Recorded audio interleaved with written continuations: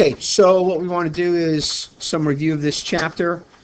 So if you remember, we began the chapter with equations and reviewing equations. However, we quickly got into the aspect of distributing within an equation. So that's what I want to practice first. So number one, let's do this problem. Let's suppose we had 5 minus 2 parentheses 3n minus 4, close the parentheses, equals, and let's go with 3. So 5 minus 2 parentheses 3n minus 4, close the parentheses, equals 3. Go ahead and try that one. And I'm going to pause each time. In the ballpark. Okay, so remember, don't violate the order of operations. You got to distribute your -2 first. Negative times a negative is a positive. All right, we still have the 5, we have the equals, and we have the 3. Now if we add the like terms, the 5 and the 8, we get a 13. And now we're ready to move stuff. Move what's added to the variable first by adding its opposite to both sides. 3 positives and 13 negatives leaves you 10 negatives. Things multiplied by the variable, you move by multiplying by the reciprocal, or in this case, we can do the shortcut. Negative divided by a negative is a positive, and then reduce always 5 thirds. How many got 5 thirds? Excellent. All right, and that's about, as hard as a straightforward distributive problem comes, because I had the number in front of it, right? And you had to remember not only not to add the 5 and the -2, but you also had to remember to distribute a -2. So a couple things there. So be careful. And when we're reviewing, take note of the things that give you trouble, and that's what you're going to have to work on between now and the test to come. All right, let's do another one, number 2. So then the next thing we dealt with was also the aspect of adding like terms. Let's suppose you had a problem like this. 7 minus 19 equals 20 minus 7n minus n. All right, solve that. I'm going to pause. All right, so adding like terms on the left. 7 positives and 19 negatives leaves you 12 negatives. On the right, a -7 of the ends and another -1 of the ends gives me a -8 of the ends. I am now ready to move things added to my variable, and that's the 20 by adding its opposite to both sides. I am now ready to move the multiplier of the variable. I can do the shortcut by dividing both sides by -8.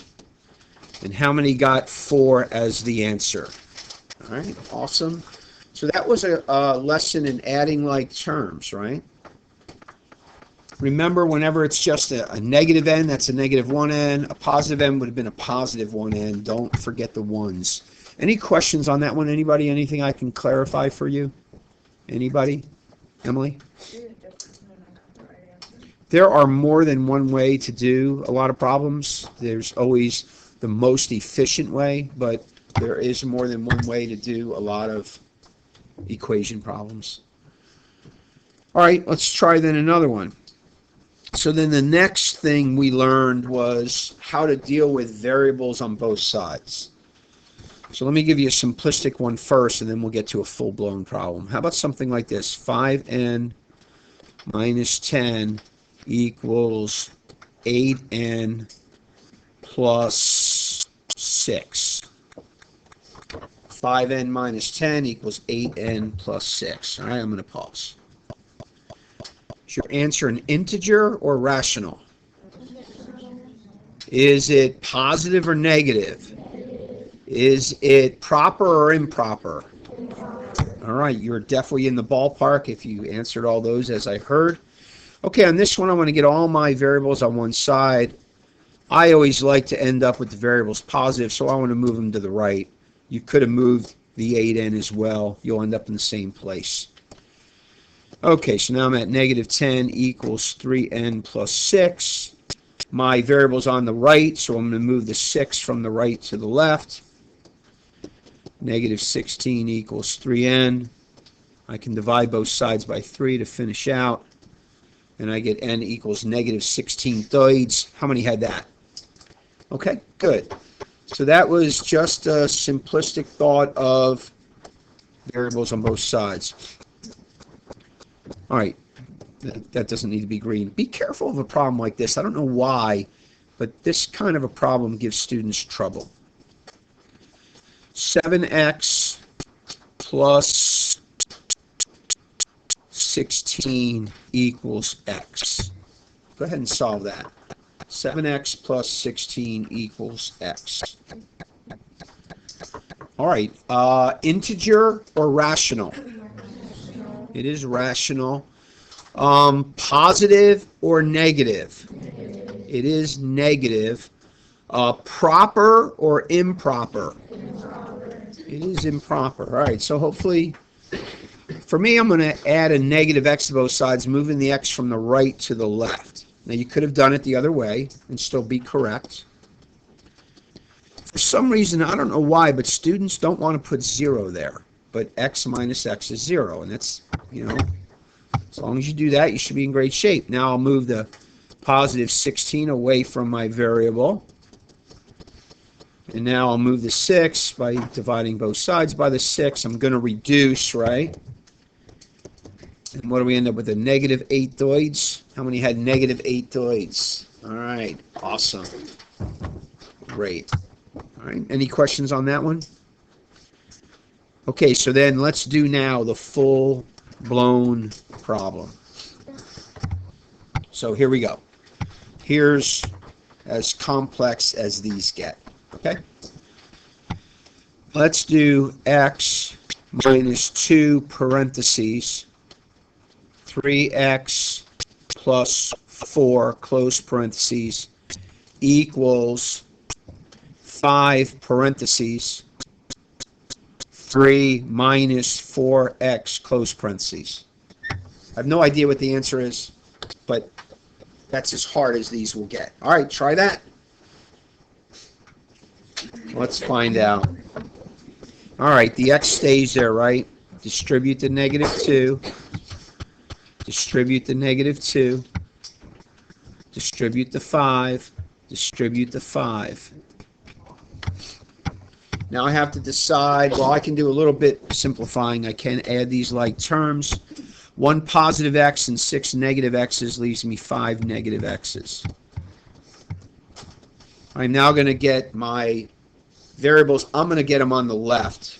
You can go the right, but again, I always do it to where my variable is positive. That's going to give me 15x minus 8 equals 15. I'm now ready to move the negative 8 away from the variable by adding its opposite. Definitely going to be rational. I'm ready now to move the 15 by dividing both sides by 15. And x equals 23/15. How many had that? Wow, that many. Awesome. You guys are great. All right, many steps. What I count? Let's see. 1, 2, 3, 4, 5, 6, 7, 8. You had to do 8 things correct to get that correct. You had to go 8 for 8. All right. So good job going 8 for 8. It's about as hard as the equations will go. But I'm going to give you one more food for thought here. How about something like this?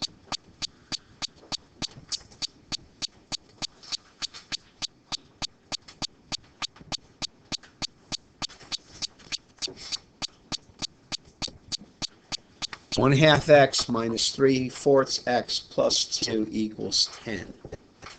What would you do with that? A little bit of a muddled response. Okay, look, we have like terms here.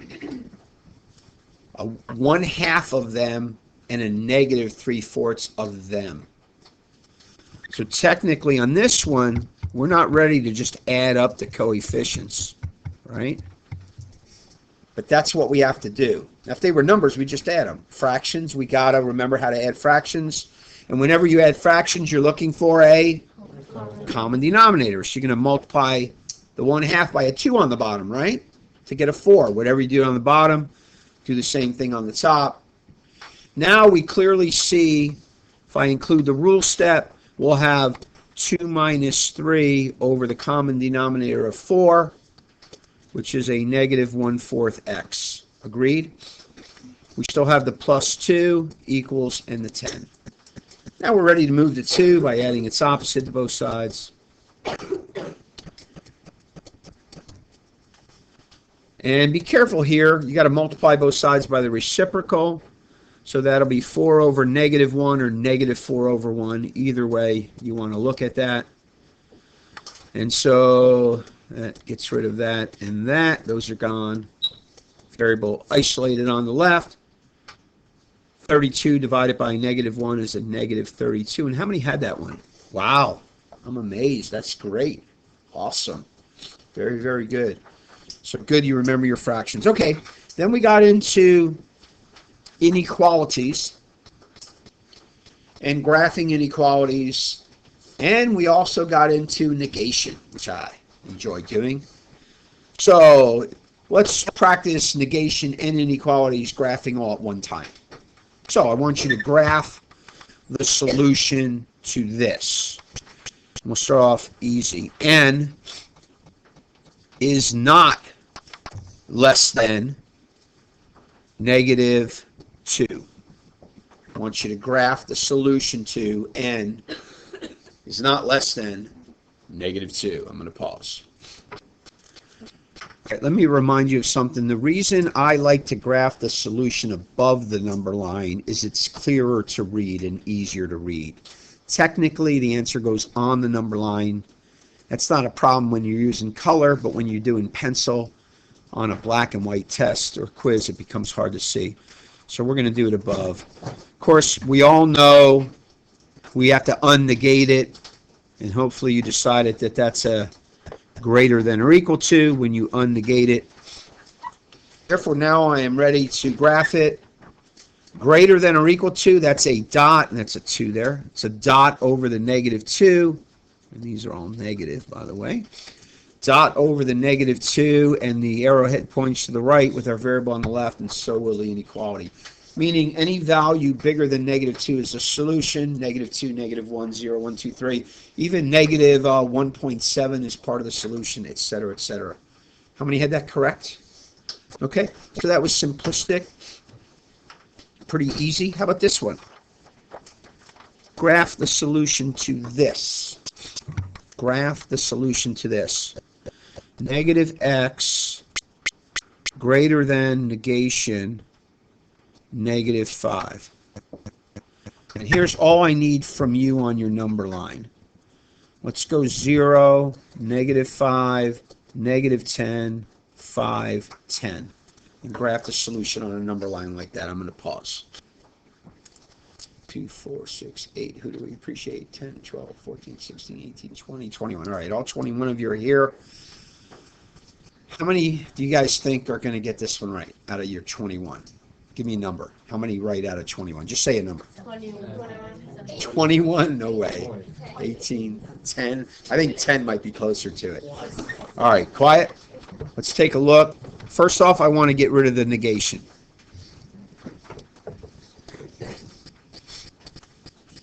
But now I also have to get rid of the negative. Shortcut is change the sign of the one on the left, change the sign of the one on the right, but also flip the inequality symbol.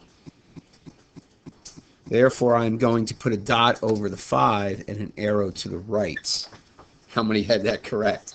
1, 2, 3, 4, 5, 6, 7. Yeah, as I thought, about closer to 10 of you. Okay. How many of you went step by step like that? And a bunch of you tried to do it all at one shot, and you got confused, or you messed it up, or you didn't deal with the negative, or whatever. So again, you had to deal with the negation. You now have to finish it off. We can't. It's the variable is not isolated if there's a negative one of them. The variable isolated is always positive one of them. Again, if you wanted to mathematically do it, you would divide both sides by -1. And again, we're dividing by a negative. We're going to flip our symbol. So you got to be careful there. All right, let's try another one. You'll do better on this one, right? Graph the solution to this. 7 less than or equal to negation negative y. Here's our graph. We'll just go 0, -7, 7 like that. You can graph the solution. Yeah, that's great. I love it. One step at a time. First thing I'm going to do is get rid of the negation. All right? So would you agree that's where I'm at? Now I want my variable on the left, and I want the number on the right. And what do you do when you switch sides with an inequality? You got to switch the symbol. But now I have to deal with the negative. So I got to divide both sides by -1 would be the long cut. But again, that now makes that go that way because you switch whenever you divide by negative. So y is greater than -7. Circle over the -7, arrow to the right. How many had that correct? 1, 2, 3, 4, 5, 6. We went down. We got less that time. Come on. Question, Raph. Whenever you do the inequality, why do you always switch it? At the second stage you switched it. Are you talking about getting rid of the negation or swapping the sides or dealing with the negative? Okay. So let me show you with numbers, Raph. Let's suppose we had 7 greater than 14. Whoops. 17 greater than 14. True statement? Okay. And it's an inequality. If I wanted to swap sides with an inequality, is that still a true statement? Right? I'll leave the sign the same way. Is that now a true statement still? No. What do I have to do to make it a true statement if I swap the sides? I've got to swap the symbol to keep it true. That's the nature of an inequality. Whenever you use the symmetric property and swap sides with an inequality, you must reverse your inequality symbol or it will no longer be true. So that's the part of dealing with swapping the sides. Then the negative part, again, whenever you multiply both sides by a negative, the only way to keep the inequality true is to reverse that symbol. Otherwise, you end up with something that is not true. So again, if I had -x is greater than 4, and I want to say, therefore, x is greater than 4, that's not true. Those aren't the solutions. Because you'll get numbers like, okay, 5 is greater than 4. Put 5 into the original, and now it says -5 is greater than 4. That's false. So again, the only way with an inequality to move a negative, a multiplier of the variable, is to reverse the inequality symbol, and that takes care of that one.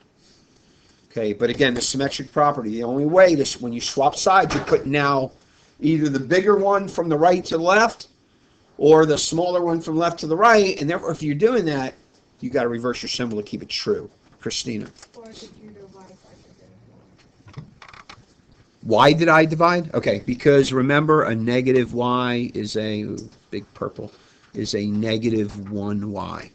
And I've got to move that -1. Because you can't, to isolate the variable is not to isolate the variable when it's odd, it's to isolate the variable when it's positive. I mean odd, I said odd, negative, but to isolate it when it's positive. All right? Okay, number 10. Next thing we dealt with was word problems mixed in both sections, the equation section and the inequality section. And you guys have to get better at naming the variable. And this will probably end here. Sue is 3 years older than Ted. If the sum of their ages, you don't have to write all this. You can just do it off the screen. Sue is 3 years older than Ted. If the sum of their ages is, hold on.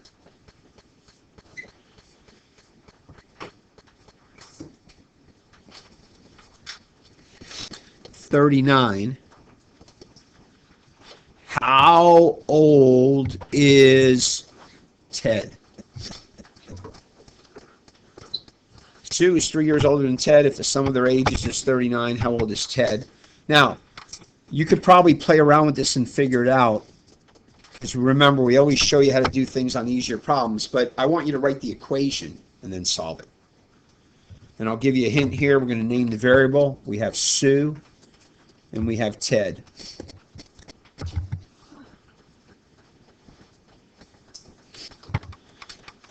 I think it's easiest if you call Ted N.